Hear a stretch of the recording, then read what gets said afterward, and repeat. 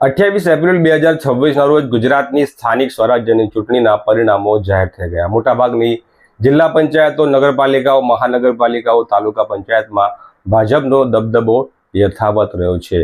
કેટલીક જગ્યાએ તો ભાજપે વિપક્ષનું નામો નિશાન નથી રાખ્યું, એટલે કે તમામ બેઠકો નિર્વિઘ્ને જીતી લીધી હોય તેવા બનાવો પણ સામે આવ્યા છે। અપવાદરૂપ કિસ્સાઓમાં આમ આદમી પાર્ટીએ ગુજરાતના કેટલાક વિસ્તારોમાં ભાજપને જોરદાર ફાઇટ આપતા સારી એવી પ્રગતિ કરી છે। પરંતુ અત્યારે આઇડલ પરિસ્થિતિ છે। અત્યારે હવે તાલુકા, જિલ્લા, નગરપાલિકા, મહાનગરપાલિકામાં સત્તા ક્યારે આકાર લેશે એની વિગતે વાત કરીશું આ વિડીયોમાં। વૈષ્ણવજન તો તેને કહીએ જે પીડ પરાઈ જાનાને રે। નવજીવન ન્યૂઝમાં તમારું સ્વાગત છે। ગુજરાતની પ્રજાએ હાલ તો સ્થાનિક સ્વરાજ્યની ચૂંટણીમાં પોતાનો મત છે એ આપી દીધો છે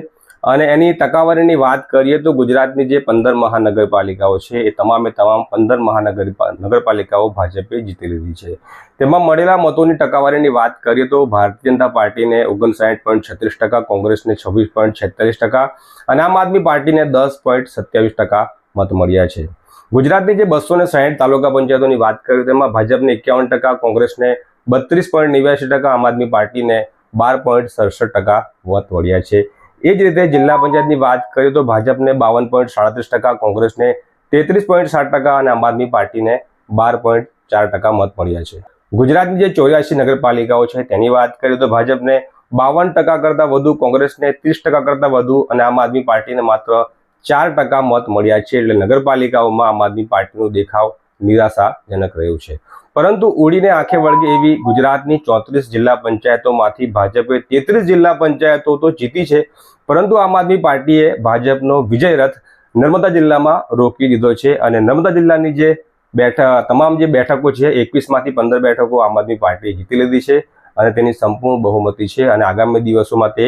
જિલ્લા પંચાયતમાં પોતાની સત્તા હસ્તગત કરે તેવું દેખાઈ રહ્યું છે અને કોંગ્રેસને અહીંયા સમ ખાવા માટે એક પણ સીટ મળી નથી। હવે આપણે વાત કરીએ કે જે ઉમેદવારો જીતી ગયા છે એમાંથી કોણ પ્રમુખ બનશે, કોણ કારોબારી ચેરમેન બનશે, એ પ્રકારના જે હોદ્દાઓની વહેંચણી ક્યારે થશે અને જે વિધિવત રીતે જે સત્તાનું જે કાર્યકાળ છે ક્યારથી શરૂ થશે અને જ્યારે ઉમેદવાર જીતે છે ત્યારે તેને કયા પ્રકારનું પ્રમાણપત્ર આપે છે તેની પણ વાત કરી લઈએ કે જે મત કાઉન્ટિંગ સેન્ટર હોય છે જ્યાં મતની ગણતરી થાય છે અને જ્યારે ઉમેદવાર વિજેતા જાહેર થતો હોય છે ત્યારે સૌથી પહેલાં એને ત્યાં અધિકારી જે અધિકૃત હોય તે એ જીતેલા ઉમેદવારને એક પ્રમાણપત્ર આપે, એને રિટર્ન ઓફ ઇલેક્શન કહેવામાં આવે છે અને તે આપ્યા પછી જ ઉમેદવાર માન્ય સદસ્ય તરીકે અધિકૃત થાય છે કે ભાઈ આ ખરેખર જીતી ગયેલા ઉમેદવાર છે।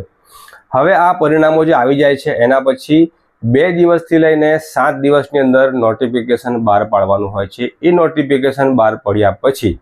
જે જીતેલા ઉમેદવારો હોય, જે સત્તા પાર્ટી હોય, જે પણ કોઈ સમૂહ હોય તેઓ તાલુકા પંચાયત હોય તો ટીડીઓ પાસે જાય છે,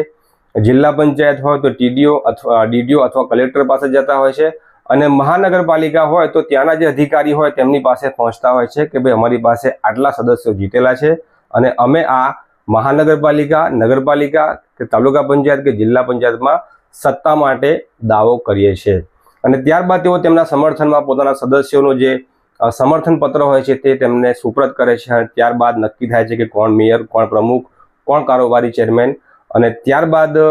પહેલી બેઠક થાય છે અને પહેલી બેઠકમાં એની ચૂંટણી થાય છે અને ત્યારબાદથી તેમનો જે કાયદેસરનો જે કાર્યકાળ છે તે શરૂ થાય છે। હવે ભૂતકાળમાં કેટલાક બનાવો એવા પણ બની ચૂક્યા છે કે સીધી રીતે જીતેલી દેખાતી પાર્ટી સત્તા બનાવવા પહોંચે ત્યાં સુધીમાં તેમના પોતાના ઉમેદવારો કે સદસ્યો ગુમાવી દેતા હોય છે, કારણ કે ખરીદ, વેચાણ અને જોડતોડનું રાજકારણ